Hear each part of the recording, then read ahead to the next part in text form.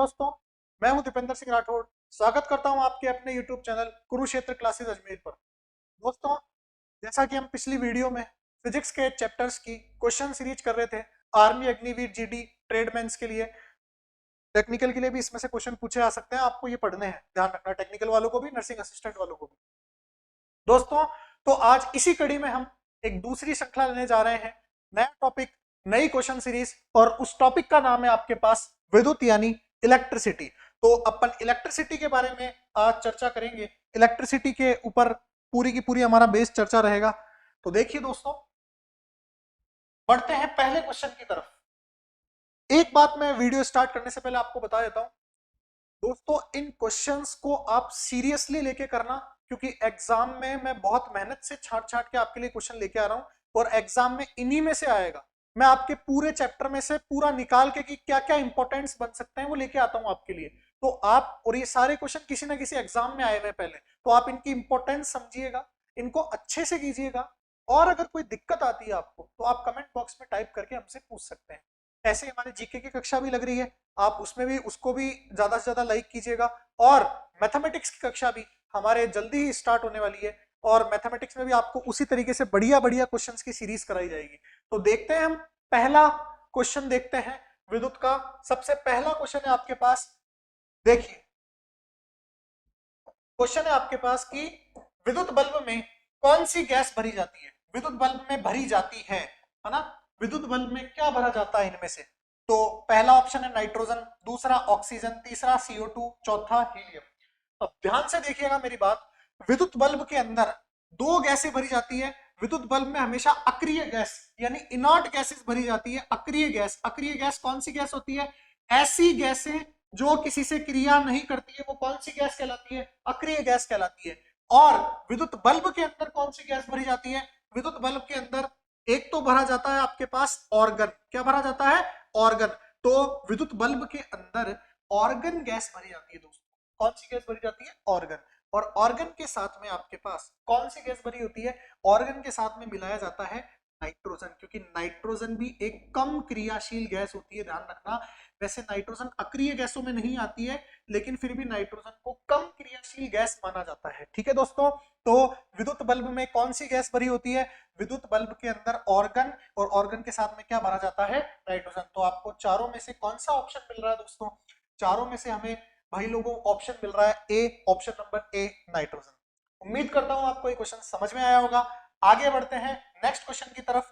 अगला क्वेश्चन है, गैल्वेनोमीटर के द्वारा पता लगाते हैं, गैल्वेनोमीटर के द्वारा पता लगाते हैं। बहुत ही अच्छा क्वेश्चन है, और इसी के अंदर मैं आपको तीन चीजें बता देता हूं जो आपके आर्मी के अंदर बहुत ही महत्वपूर्ण है, कई बार एग्जाम में पूछी जा चुकी है।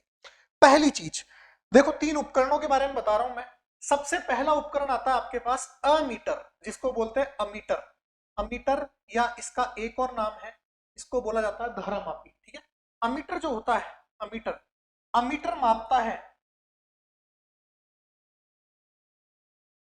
अमीटर आपके पास हमेशा धारा का मापन करता है। किसका मापन करता है?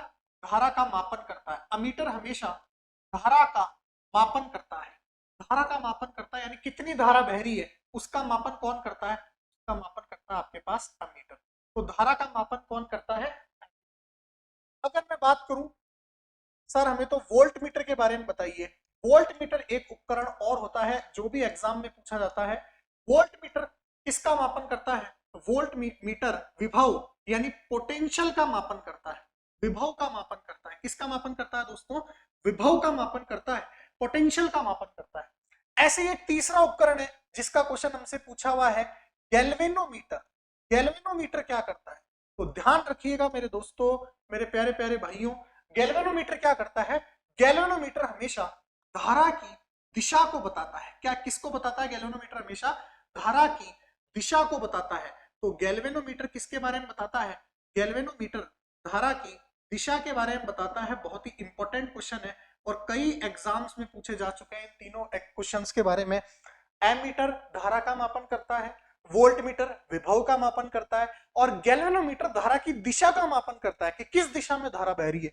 तो बताओ हमें यहां से किसके बारे में पूछा है? गैल्वेनोमीटर के बारे में। तो आपका आंसर क्या हो जाएगा? धारा हो जाएगा, धारा का मापन करता है। दोस्तों ये जो क्वेश्चंस हैं इनकी पीडीएफ भी हम हमारे टेलीग्राम चैनल के ऊपर जल्द ही प्रोवाइड करा देंगे, और आपको चैनल का नाम भी बता दिया जाएगा, कुरुक्षेत्र क्लासेस नाम से टेलीग्राम चैनल है, आप उसको ज्वाइन कीजिएगा और उसके अंदर ये सारी पीडीएफ हम जल्दी ही डाल देंगे, या तो आज शाम को डाल देंगे या कल सुबह तक आपके पास आपको मिल जाएगी, ठीक है। तो आप इन पीडीएफ को भी वहां देख सकते हैं बिल्कुल विद सॉल्यूशन ऐसे। चलिए नेक्स्ट क्वेश्चन की ओर बढ़ते हैं हम। क्वेश्चन नंबर 3 जो भी है, निम्नलिखित कथनों पर विचार कीजिए। अब ये आपको बहुत बड़ा क्वेश्चन लग रहा होगा, ये बड़ा क्वेश्चन नहीं है। इस क्वेश्चन के अंदर 2 क्वेश्चन छुपे हुए हैं जो आर्मी की पिछली भर्तियों में आ रखे हैं, ध्यान रखना। देखिए पहला कथन देखिए, रेक्टिफायर। रेक्टिफायर का मतलब होता है, रेक्टिफायर को अपन कहते हैं दिष्टकारी। क्या कहते हैं इसको? दिष्टकारी, ठीक है।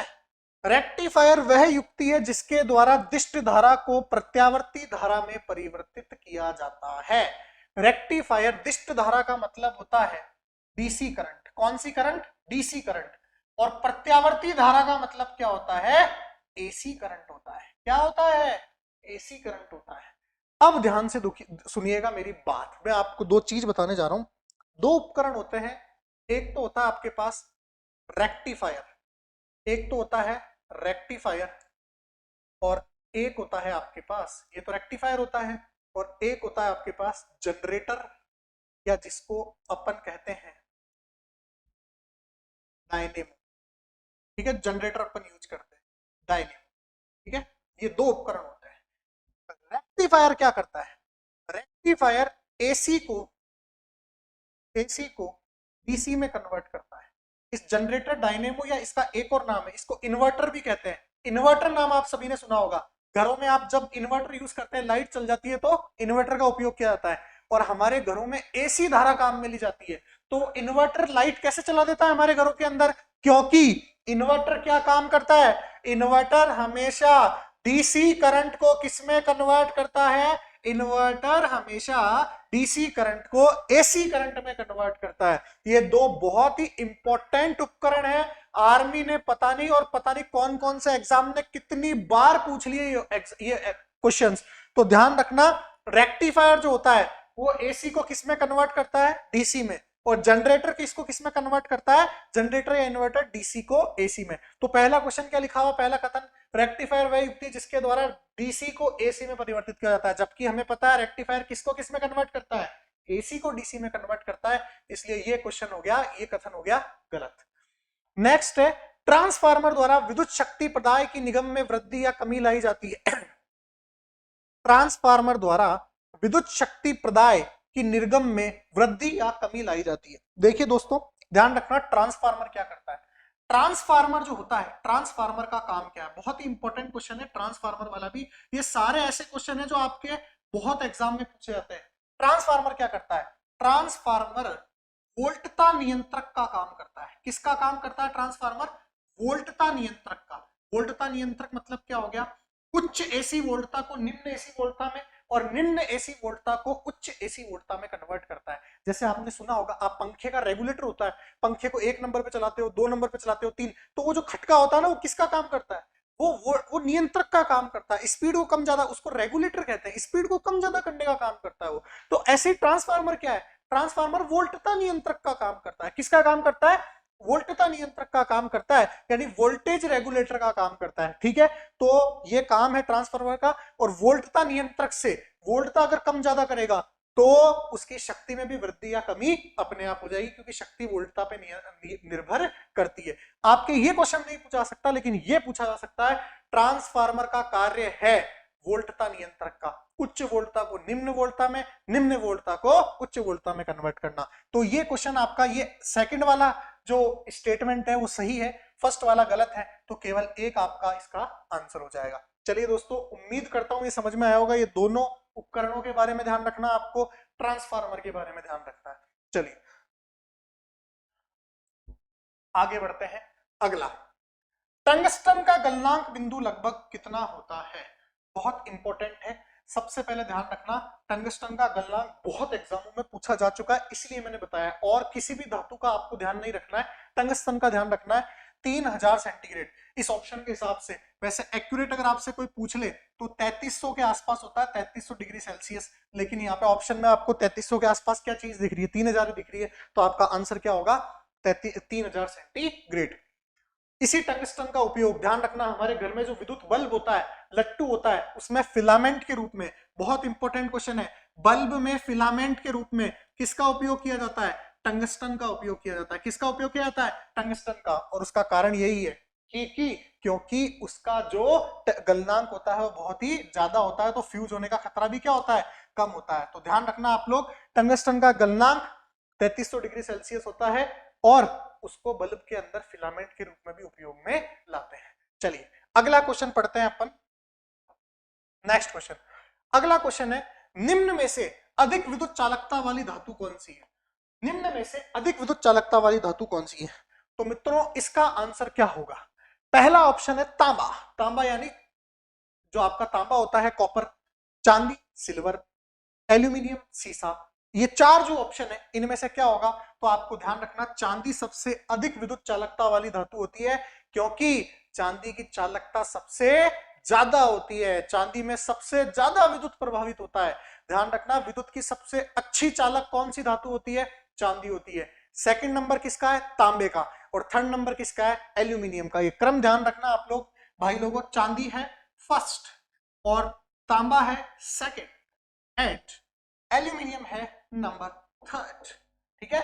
तो ये ध्यान रखना आप, सबसे फर्स्ट पे चांदी, सेकंड पे तांबा, थर्ड पे एल्यूमिनियम। चलिए दोस्तों आगे बढ़ते हैं, नेक्स्ट। किसी बिजली की इस्त्री को गर्म करने के लिए किस धातु का प्रयोग किया जाता है, किसी बिजली की इस्त्री को गर्म करने के लिए किस धातु का उपयोग किया जाता है। ध्यान रखना, बिजली जो आपकी प्रेस होती है, प्रेस के अंदर जो सर्कुलर वायर लगा होता है गर्म करने के लिए, वो किसका लगा होता है, नाइक्रोम का लगा होता है, ठीक है। नाइक्रोम क्या होती है, एक मिश्र धातु होती है, जो अपन को ध्यान रखना है, नाइक्रोम का उपयोग किया जाता है, ध्यान रखना, ये बहुत इंपॉर्टेंट क्वेश्चन है, पूछा जा सकता है। नेक्स्ट अगला क्वेश्चन, अगला क्वेश्चन है, वह युक्ति कौन सी है जो हमारे TV set, computer, radio set में विद्युत आवेश को संग्रहण के लिए प्रयुक्त की जाती है। देखिए ऐसी कौन सी युक्ति है जो आवेश को संग्रहित करती है, उसका नाम है संधारित्र। क्या नाम है उसका, संधारित्र। तो संधारित्र जिसको कैपेसिटर कहते हैं, संधारित्र एक ऐसी युक्ति है जो विद्युत आवेश को क्या करती है, संग्रहित करती है। दोस्तों इन क्वेश्चंस को आप इंपॉर्टेंट मानना, ये क्वेश्चंस आपने अभी तक नहीं पढ़े होंगे जब पहले जो लोग तैयारी कर रहे थे, क्योंकि पहले पेपर इजी आता था, अब उस लेवल का नहीं आएगा, अब थोड़ा सा टफ आएगा पेपर, ध्यान रखना। तो ऐसे क्वेश्चन आपको करने हैं, ध्यान रखना। अब देखिए क्या होता है, कई लोग बोलेंगे सर ये तो पता नहीं आप क्या क्या पढ़ा रहे हो, हमें हमारे लेवल के ही नहीं है। मेरे भाइयों यही लेवल है आपका, अब यही करना है। अगर किसी ने पिछला कंपटीशन नहीं देखा ना, तो आप देखो तो पता चल जाएगा आपको क्या कंपटीशन चल रहा है अभी। जो परमानेंट भर्तियों में कंपटीशन नहीं था ना, वो कंपटीशन आपके अग्निवीर के अंदर है। अगर किसी को डेटा मालूम हो ना, तो आपको पता पड़ेगा कि क्या कंपटीशन है अग्निवीर में। मतलब इतना कंपटीशन कि 100 लड़कों पे एक लड़का, अगर आप दौड़ से स्टार्ट करो ना, तो ये फिगर जाएगा 300 के ऊपर, यानी 250-300 लड़कों पे एक लड़का सेलेक्ट हो रहा है अगर आप दौड़ से स्टार्ट करते तो। और अगर आप पेपर से स्टार्ट करोगे, आप कि पहले पेपर है अब, तो ये फिगर जाएगा कम से कम 300-400 लड़कों पे एक लड़का सेलेक्ट होगा। अगर मैं ऑल इंडिया बात करता हूं तो, ऑल इंडिया बात करता हूं मैं, कि ऑल इंडिया पेपर सेम होगा, ठीक है, पैन इंडिया पेपर एक ही होगा, ऑनलाइन पेपर। तो अगर मैं ऑल इंडिया जितनी वैकेंसीज है और जितने लड़के बैठेंगे पेपर में, उसके हिसाब से बात करूं ना, तो ये बहुत तगड़ा कंपटीशन है इस बार। तो आपको तगड़ी मेहनत करनी है, ऐसे ही आपको वर्दी नहीं मिलेगी, ठीक है। आपको वर्दी पाने के लिए तगड़ी मेहनत करनी है और हम आपके साथ है उसमें। अगर वर्दी का जुनून है ना, तो कुछ करके दिखाना होगा। अगर आपको उस वर्दी का जुनून है तो रातें काली करनी पड़ेगी और पढ़ना पड़ेगा, शरीर से पसीना निकालना पड़ेगा, तब वो वर्दी हाथ में आएगी।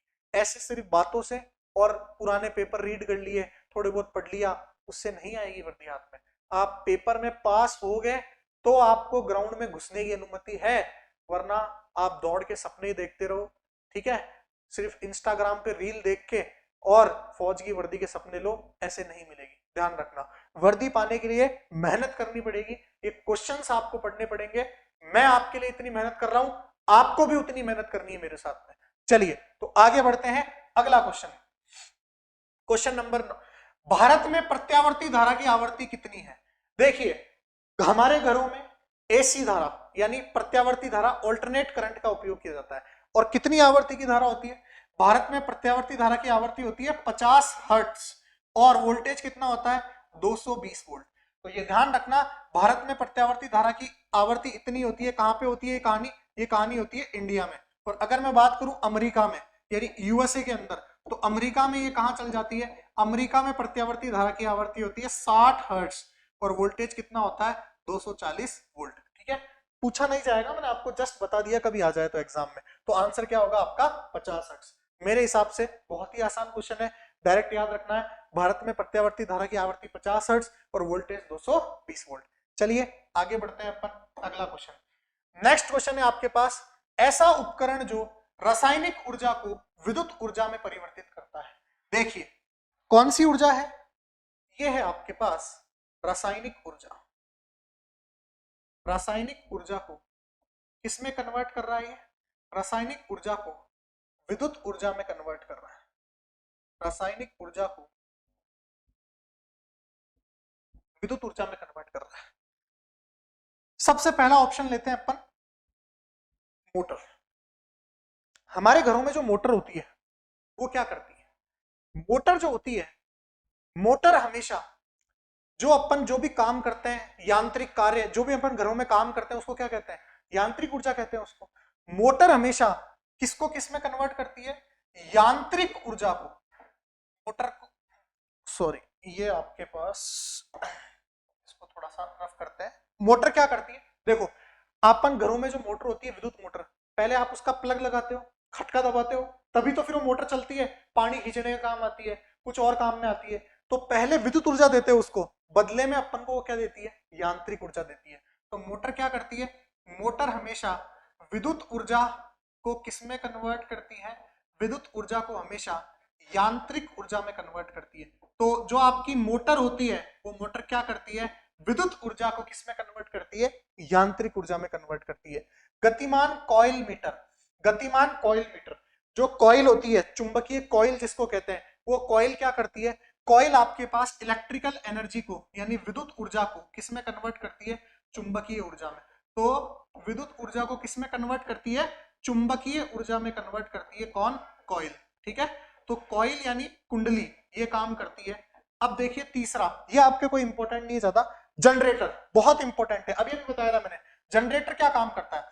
देखो अपने ब्याह में जनरेटर क्या करता है? ब्याह में जनरेटर में आप डीजल डालते हो, है ना, डीजल डालते हो ना, डीजल ये सब घर में काम, ये सब किस में आता है? यांत्रिक ऊर्जा में। बदले में अपन को लाइट देता है और ब्याह में जमकुड़ी जमकुड़ी बजता है, वो गाने बजते हैं ना, लाइट आती है ना शादी के अंदर, वो किससे आती है? जनरेटर से तो आती है। तो हम देते क्या है उसको? डीजल भरते हैं उसके अंदर, यांत्रिक ऊर्जा। बदले में हमें क्या मिलता है? करंट, इलेक्ट्रिसिटी मिलती है, विद्युत मिलती है। तो यांत्रिक ऊर्जा से कौन सी ऊर्जा? विद्युत ऊर्जा। तो यांत्रिक ऊर्जा से विद्युत ऊर्जा, यांत्रिक ऊर्जा से विद्युत ऊर्जा, विद्युत ऊर्जा ये कौन देता है हमें? जनरेटर देता है। बात आती है बैटरी की। बैटरी क्या करता है? बैटरी ये काम करता है, रासायनिक ऊर्जा को किस में कन्वर्ट करता है?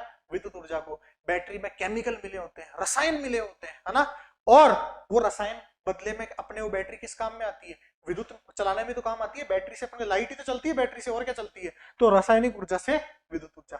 चलिए, तो ये आपको ध्यान रखना है, इस तरीके से समझ समझ के याद करने हैं, रटना नहीं है अपन को कि मोटर क्या करती है। मोटर हमारे घर में हम पहले खटका चलाते हैं तो विद्युत मिलती है, विद्युत से बदले में अपन को क्या देता है? हमारे पानी वाड़ी चढ़ाने में काम आता है, तो यांत्रिक ऊर्जा। जनरेटर क्या करता है? जनरेटर क्या करता है? जनरेटर से हमें क्या मिलता है? जनरेटर में अपन पहले तेल डालते हैं, है ना, डीजल डालते हैं, तो यांत्रिक ऊर्जा हो गई। और बदले में हमें क्या देता है? वो बदले में हमें विद्युत का चलाता है, विद्युत ऊर्जा देता है। बैटरी क्या करती है? बैटरी में रसायन होते हैं, तो रासायनिक ऊर्जा से विद्युत ऊर्जा।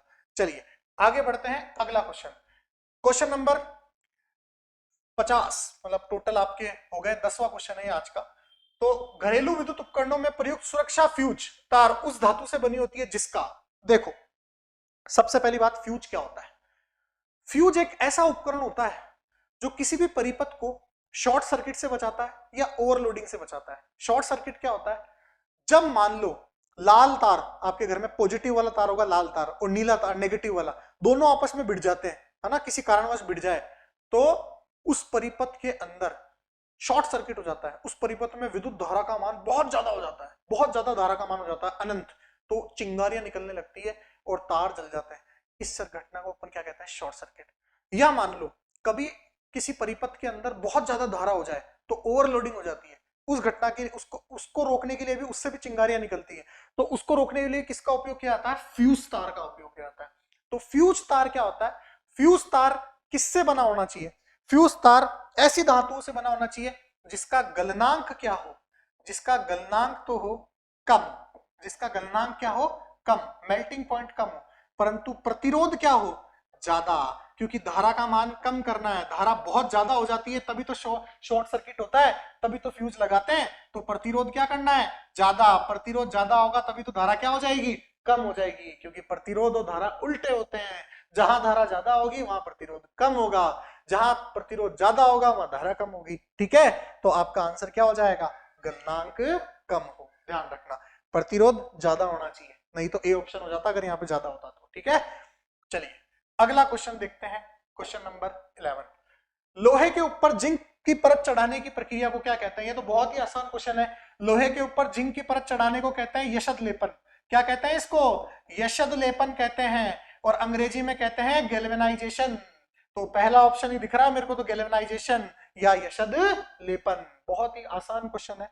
अगले क्वेश्चन की तरफ बढ़ते हैं अपन, क्वेश्चन नंबर 12। जब कांच की छड़ को रेशम से रगड़ा जाता है, एक कांच की छड़ है उसको रेशम से रगड़ा जा रहा है, तो कांच की छड़ पे होते हैं ऋणावेश और रेशम पे होता है धनावेश।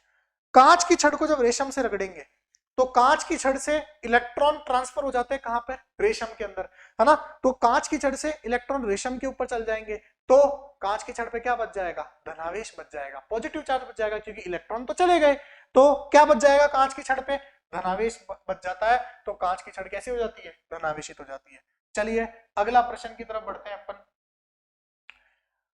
बहुत अच्छा क्वेश्चन। यदि 100 वाट वाले बल्ब, 100 वाट वाले 10 बल्ब प्रतिदिन 1 घंटा जलते हैं तो प्रतिदिन विद्युत ऊर्जा के उपयोग का मान क्या होगा। हमेशा ध्यान रखना विद्युत ऊर्जा का उपयोग या आपके बिल की गणना किस में की जाती है, यूनिट में की जाती है, किस में की जाती है, यूनिट में। और यूनिट कैसे निकालते हैं, ध्यान से सुनिएगा आप, यूनिट निकालने का फॉर्मूला आप लोग सभी लिख लीजिएगा। यूनिट निकालने का फॉर्मूला क्या होता है, यूनिट निकालने का फॉर्मूला होता है वाट इंटू घंटा अपॉन हजार, वॉट इंटू घंटा अपॉन हजार। अगर एक उपकरण चल रहा है तो यूनिट निकालने का फॉर्मूला कितना होगा, वॉट इंटू घंटा अपॉन हजार। अगर मान लो अपन 10 उपकरण चला रहे हैं तो इसको किससे गुणा कर देंगे, 10 से।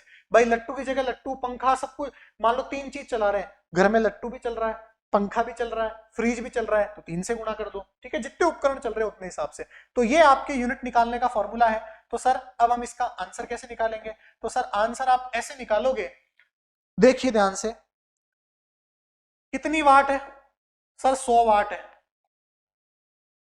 और कितने घंटे चलता है, 1 घंटे चलता है, अपॉन हजार। क्या एक ही बल्ब है क्या, नहीं सर, बल्ब कितने हैं, 10, तो इसको किससे गुणा कर दो, 10 से गुणा कर दो। ठीक है, 2 जीरो से 2 जीरो गए, 1 जीरो से 1 जीरो गए, कितना बच गया, 1 यूनिट बच गया।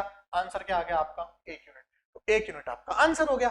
बहुत ही आसान क्वेश्चन है, कुछ नहीं करना आपको, सीधी सी कहानी है, आपको सिर्फ यूनिट निकालनी है। यूनिट निकालने का फॉर्मूला वाट इंटू घंटा अपॉन हजार, बस जितने उपकरण है उससे गुणा कर देना, आपकी यूनिट आ जाएगी। ठीक है, चलिए आगे बढ़ते हैं अपन अगले क्वेश्चन की तरफ।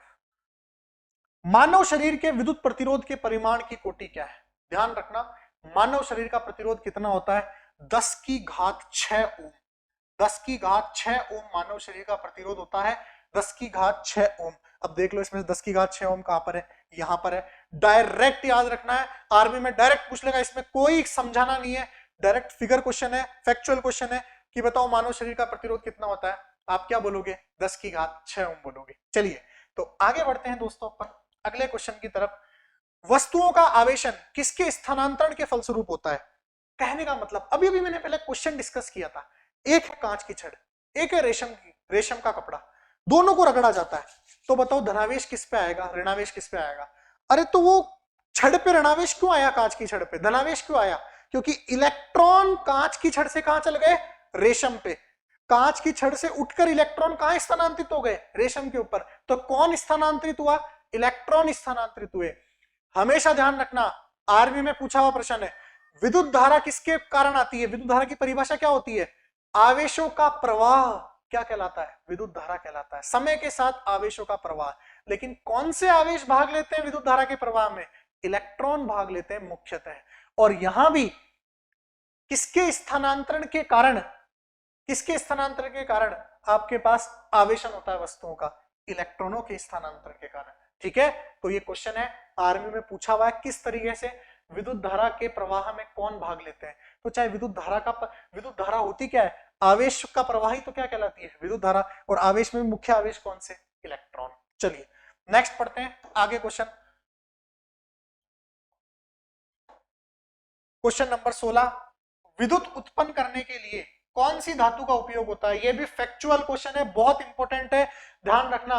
विद्युत धारा उत्पादन करने के लिए जो नाभिकीय भट्टियां होती है उसमें कौन सी धातु का उपयोग किया जाता है? यूरेनियम का। कौन सी धातु का उपयोग किया जाता है? यूरेनियम का। मेरी तरफ से मोस्ट इंपोर्टेंट क्वेश्चन है, कई लोगों को नहीं पता होता, ध्यान रखना, कई बच्चों को नहीं पता होगा ये चीज और ना पढ़ेंगे। आर्मी यहां से क्वेश्चन उठा सकती है इस बार। ठीक है, कंपनी को ठेका दिया गया है पेपर बनाने का, कंपनी क्वेश्चन उठा सकती है यहां से। ठीक है, यूरेनियम। नेक्स्ट क्वेश्चन, 1 किलोवाट घंटा का मान कितना होता है? 1 किलोवाट घंटा का मान कितना होता है? तो ध्यान से देखिएगा, मैं निकाल के भी बता देता हूं आपको। 1 किलोवाट घंटा कितना होता है? देखिए, 1 किलो का मतलब होता है 1000। ठीक है, घंटे का मतलब होता है, 1 घंटे का मतलब होता है 3600 सेकंड। यहां से बच गया वॉट और यहां से सेकंड। ठीक है दोस्तों, अगर मैं इसको ले तो ये बच गया 36 इंटू 10 की घात 5। वॉट इंटू सेकेंड को कहते हैं जूल। ठीक है, वॉट इंटू सेकेंड को क्या कहते हैं?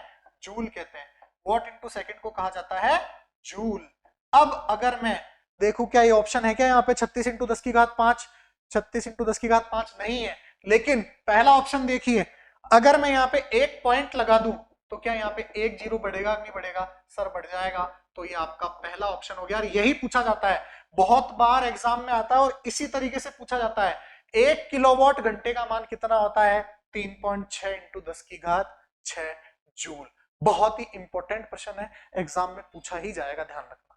ठीक है, चलिए नेक्स्ट क्वेश्चन की तरफ बढ़ते हैं। क्वेश्चन नंबर 18, विद्युत हीटर के सहायक तत्व कौन होते हैं? विद्युत हीटर के सहायक तत्व कौन से होते हैं? तो ध्यान से सुनिएगा मेरी बात। हीटर के अंदर प्लास्टर ऑफ पेरिस की एक प्लेट लगी होती है। बिल्कुल, हीटर की आपने प्लेट देखी, हीटर के अंदर खांचे बने होते हैं, वो पीओपी के बने होते हैं या चीनी मिट्टी के बने होते हैं। हीटर की जो प्लेट होती है ना, वो खांचेदार प्लेट होती है। वो या तो पीओपी की बनी होती है या फिर किसकी बनी होती है? पीओपी के साथ में चीनी मिट्टी की भी कह सकते हैं अपन, चीनी मिट्टी की भी कह सकते हैं। तो पीओपी या चीनी मिट्टी की वो प्लेट बनी होती है। और हीटर का जो तार होता है वो किसका बना होता है? वो नाइक्रोम का बना होता है। तो ये ऑप्शन भी सही है। तो इसमें तो 2 ऑप्शन सही हो गए। ये क्वेश्चन थोड़ा गलत है, प्लास्टर ऑफ पेरिस की प्लेट भी होती है, नाइक्रोम का तार भी होता है, तो दोनों ऑप्शन सही है। प्रेस और हीटर दोनों में तार होता है नाइक्रोम का, ये दोनों ऑप्शन सही है, ए और सी। चलिए नेक्स्ट क्वेश्चन पढ़ते हैं अपन आगे। एक आदर्श वोल्ट मीटर का प्रतिरोध कितना होता है? अब सुनना मेरी बात, मैंने अभी आपको बताया था वोल्ट मीटर क्या करता है? वोल्ट मीटर विभव का मापन करता है। किसका मापन करता है? वोल्ट मीटर विभव का मापन करता है। और ध्यान रखना, 2 कंसेप्ट बताता हूं मैं आपको। एक आदर्श एमीटर, एमीटर किसका मापन करता है? धारा का मापन करता है। ये क्वेश्चन बहुत पूछे जाते हैं आर्मी में।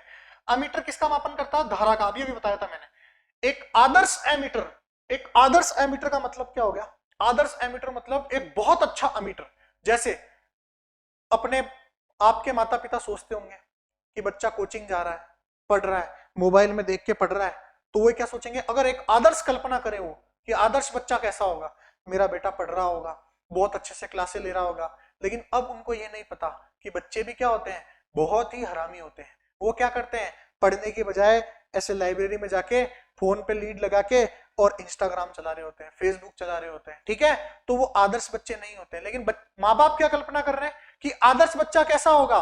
बहुत अच्छी पढ़ाई कर रहा होगा, रेगुलर वीडियो देख रहा होगा और अच्छी अच्छी पढ़ाई कर रहा होगा, अच्छे अच्छे नोट्स बना रहा होगा। लेकिन ऐसा नहीं होता है। वैसे ही यहां आदर्श एमीटर, एमीटर धारा का मापन करता है। जो धारा का मापन करेगा उसका प्रतिरोध बहुत कम होना चाहिए। तो इसका मतलब आदर्श एमीटर का प्रतिरोध कितना होता है? शून्य होता है, 0 होता है, क्योंकि एमीटर किसका मापन करता है? धारा का मापन करता है। तो जो धारा का मापन करेगा उसका प्रतिरोध कितना होना चाहिए? शून्य होना चाहिए। लेकिन अगर मैं बात करूं वोल्ट मीटर की, तो आदर्श वोल्ट मीटर जो होता है, आदर्श वोल्ट मीटर का प्रतिरोध कितना होना चाहिए? इन्फिनिटी होना चाहिए, अनंत होना चाहिए, क्योंकि एमीटर का उल्टा होता है वोल्ट मीटर। तो आदर्श एमीटर का प्रतिरोध तो शून्य होता है, आदर्श वोल्ट मीटर का प्रतिरोध कितना होता है? अनंत होता है। चलिए आगे बढ़ते हैं अपन क्वेश्चन नंबर। तो दोस्तों आखिरी क्वेश्चन है, एकीकृत परिपथ में प्रयुक्त अर्धचालक की चिप बनी होती है।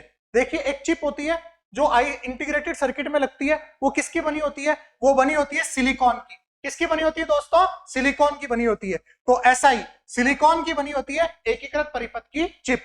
चलिए दोस्तों, तो ये हमारा आज का वीडियो कंप्लीट हुआ। पूरे 20 क्वेश्चन उम्मीद करता हूं आपको समझ में आए होंगे। और अगर आपको कोई भी दिक्कत हो तो कमेंट बॉक्स में टाइप कीजिएगा, और इस वीडियो को ज्यादा से ज्यादा लाइक कीजिएगा, शेयर कीजिएगा, हमारे चैनल को सब्सक्राइब कीजिएगा, और दोस्तों इसी तरीके से हमारे से जुड़े रहिएगा। जैसा कि मैंने आपको बोला था, गणित की कक्षाएं भी अब आने वाली है, और जीके की नेक्स्ट कक्षा आपकी जीके की रहेगी। तो चलिए दोस्तों, मिलते हैं अगली वीडियो के अंदर। जय हिंद, जय भारत, वंदे मातरम।